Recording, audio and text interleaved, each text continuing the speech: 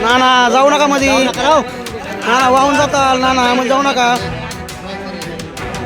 शिरपुरा गावचे नाना पाण्यात शिरत आहेत.